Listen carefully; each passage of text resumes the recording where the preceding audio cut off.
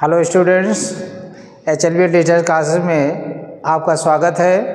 आइए कक्षा 10 के यूपी बोर्ड के एग्ज़ाम में मेरिट लिस्ट में अपना नाम पाने हेतु मैं आपके वस्तुनिष्ठ प्रश्नों को लेकर के आया हूं, जो कि आपके चौथे पार्ट के रूप में है। तो आइए हम देखते हैं। सबसे पहले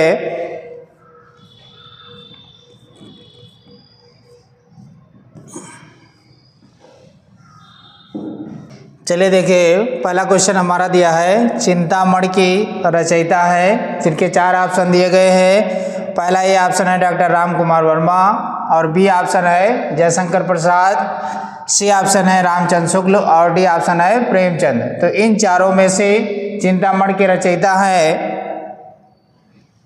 आचार्य रामचंद्र शुक्ल, जो कि आपका सी ऑप्शन सही हो जाएगा। प्रश्नों के क्रम को आगे बढ़ाते हुए प्रश्न नंबर 2 पर पहुंचते हैं। द्वितीय प्रश्न हमारा दिया है, पंच परमेश्वर कहानी के लेखक हैं, जो कि ए ऑप्शन दिया है Acharya Ramchandra Shukla, B option Premchand, C option Yashpal और डी ऑप्शन है राजेंद्र यादव। तो पंच परमेश्वर कहानी के लेखक हैं मुंशी प्रेमचंद, जो कि आपका बी पार्ट सही हो जाएगा। प्रश्नों के क्रम को आगे बढ़ाते हुए प्रश्न नंबर 3 पर पहुंचते हैं। तीसरा हमारा प्रश्न दिया है, जयशंकर प्रसाद का नाटक नहीं है। अभी आपने प्रश्न देखा कि 3 में से एक है, और आपका जो अगला प्रश्न है ये दिया है प्रश्न के 3 में से यानी नहीं है, दिया है जयशंकर प्रसाद का नाटक नहीं है, यानी 3 है और 1 नहीं है। तो आइए देखते हैं। पहला ऑप्शन दिया है ध्रुव स्वामी, द्वितीय ऑप्शन चंद्रगुप्त, तृतीय ऑप्शन है लहरों के राजहंस और डी ऑप्शन है स्कंदगुप्त। तो जयशंकर प्रसाद का नाटक नहीं है, वो है आपका सी ऑप्शन लहरों के राजहंस, क्योंकि लहरों के राजहंस के लेखक हैं मोहन राकेश, इसलिए आपका सी ऑप्शन सही हो जाएगा। प्रश्नों के क्रम को आगे बढ़ाते हुए प्रश्न संख्या 4 में पहुंचते हैं। चौथा हमारा प्रश्न दिया है, शेखर एक जीवनी उपन्यास के लेखक हैं। पहला ऑप्शन दिया है धर्मवीर भारती, बी ऑप्शन है मुंशी प्रेमचंद, सी ऑप्शन है फटीश्वर नाथ रेणु और डी ऑप्शन है अज्ञेय। तो शेखर एक जीवनी उपन्यास के लेखक हैं अज्ञेय, जो कि आपका डी ऑप्शन सही हो जाएगा। प्रश्नों के क्रम को आगे बढ़ाते हुए प्रश्न संख्या 5 पर पहुंचते हैं। 5वां हमारा प्रश्न दिया है, अपनी खबर आत्मकथा है, जिनके 4 ऑप्शन है। ए पांडे बेचन शर्मा उग्र, बी है डॉक्टर राजेंद्र प्रसाद की, सी ऑप्शन है हरिवंश राय बच्चन की, डी ऑप्शन है श्याम सुंदर दास की। तो अपनी खबर आत्मकथा के लेखक हैं पांडे बेचन शर्मा उग्र है, जो कि आपका ए ऑप्शन सही हो जाएगा। प्रश्नों के आगे क्रम को बढ़ाते हुए प्रश्न संख्या 6 पर पहुंचते हैं। भूषण किस युग के कवि हैं? पहला ऑप्शन दिया है आदिकाल, बी ऑप्शन रीतकाल, सी ऑप्शन भक्तिकाल, डी ऑप्शन आधुनिक काल। तो भूषण रीतकाल के कवि हैं। तो देखिए कौन सा ऑप्शन सही हो गया, हमारा बी ऑप्शन सही हो जाएगा। प्रश्नों के क्रम को आगे बढ़ाते हुए प्रश्न संख्या 7 पर पहुंचते हैं। 7वां हमारा प्रश्न है, ललित ललाम रचना है मतिराम की, पद्माकर की, सी ऑप्शन देव की, डी ऑप्शन भूषण की। तो ललित ललाम रचना है मतिराम की, जो कि आपका ए ऑप्शन सही हो जाएगा।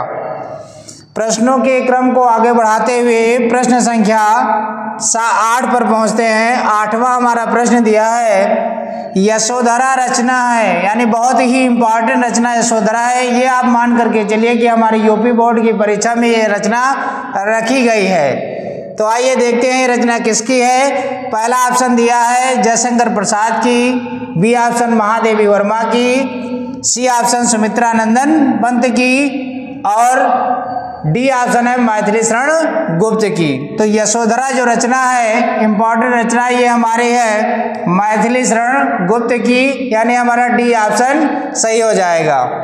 प्रश्नों के क्रम को आगे बढ़ाते हुए प्रश्न संख्या 9 पर पहुंचते हैं। 9वां हमारा प्रश्न दिया है आंगन के पार द्वार रचना है, जिनके 4 ऑप्शन दिए गए हैं। पहला ऑप्शन है जयशंकर प्रसाद की, दूसरा ऑप्शन है अज्ञेय की, तीसरा ऑप्शन है रामधारी सिंह दिनकर की और चौथा ऑप्शन है नरेंद्र शर्मा की। तो आइए देखते हैं आंगन के पार द्वार रचना है, ये है अज्ञेय की, यानी हमारा बी ऑप्शन सही हो जाएगा। प्रश्नों के क्रम को आगे बढ़ाते हुए प्रश्न संख्या 10 पर पहुंचते हैं। 10वां हमारा प्रश्न दिया है दीप शिखा काव्य संग्रह है। ए ऑप्शन महादेवी वर्मा की, बी ऑप्शन जयशंकर प्रसाद की, सी ऑप्शन है सुभद्रा कुमारी चौहान की और डी ऑप्शन है सूर्यकांत त्रिपाठी निराला की। तो दीप शिखा काव्य संग्रह है महादेवी वर्मा की, यानी हमारा ए ऑप्शन सही हो जाएगा। प्रश्नों के क्रम को आगे बढ़ाते हुए प्रश्न संख्या 11 पर पहुंचते हैं। 11वां हमारा प्रश्न दिया है जो कि रस से लिया गया है, दिया है करुण रस का अस्थाई भाव है। ए ऑप्शन रौद्र, बी ऑप्शन उत्साह, सी ऑप्शन अद्भुत, डी ऑप्शन शोक। तो करुण रस का अस्थाई भाव है शोक, इसलिए आपका डी ऑप्शन सही हो जाएगा। प्रश्नों के क्रम को आगे बढ़ाते हुए प्रश्न संख्या 12 पर पहुंचते हैं। 12वां हमारा प्रश्न दिया है चरण कमल बंधो हरि राई। उपर्युक्त पंक्ति में अलंकार है, यानी इस पंक्ति में कौन सा अलंकार है, जिनके ऑप्शन दिए हैं। ए ऑप्शन उपमा अलंकार, बी ऑप्शन उत्प्रेक्ष अलंकार, सी ऑप्शन रूपक अलंकार और डी ऑप्शन यमक अलंकार।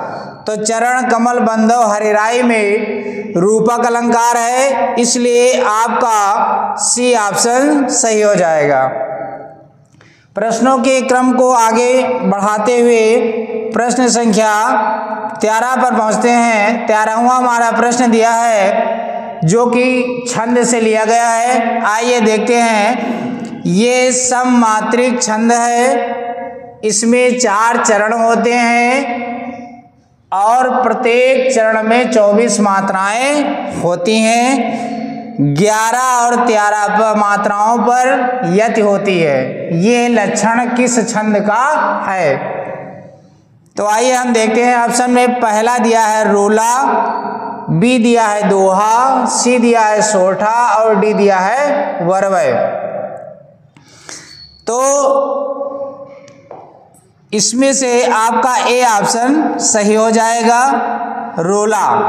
यानी रोला में प्रत्येक छंद में 24 मात्राएं होती हैं और चरण के अंत में यति भी होती है, इसलिए आपका ए ऑप्शन सही हो जाएगा।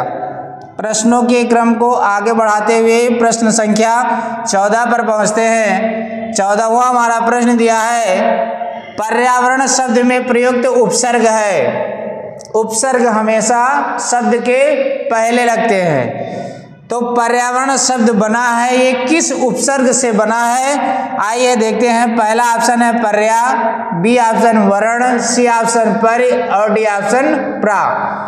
तो इन चारों में से पर्यावरण शब्द जो है वो परि उपसर्ग से बना है, जो कि आपका सी ऑप्शन सही हो जाएगा। प्रश्नों के क्रम को आगे बढ़ाते हुए प्रश्न संख्या 15 है महानता शब्द में किस प्रत्यय का प्रयोग हुआ है? तो महानता शब्द में इसके पहले का प्रश्न हमारा था उपसर्ग का, अब ये दूसरा प्रश्न हमारा दिया है प्रत्यय का। प्रत्यय हमेशा शब्द के बाद में लगते हैं, इसलिए देखते हैं। पहला ऑप्शन है महा और बी ऑप्शन ता, सी ऑप्शन नता और डी ये सभी। तो इनमें से महानता शब्द में ता प्रत्यय का प्रयोग हुआ है, इसलिए बी ऑप्शन सही हो जाएगा। प्रश्नों के क्रम को आगे बढ़ाते हुए 16वां हमारा प्रश्न दिया है सुख दुख में समास है। ए ऑप्शन द्विगु समास, बी ऑप्शन है बेई भाव, सी ऑप्शन कर्मधारय और डी ऑप्शन द्वंद्व समास। तो सुख दुख में समास है द्वंद्व समास, डी ऑप्शन आपका सही हो जाएगा। प्रश्नों के क्रम को आगे बढ़ाते हुए प्रश्न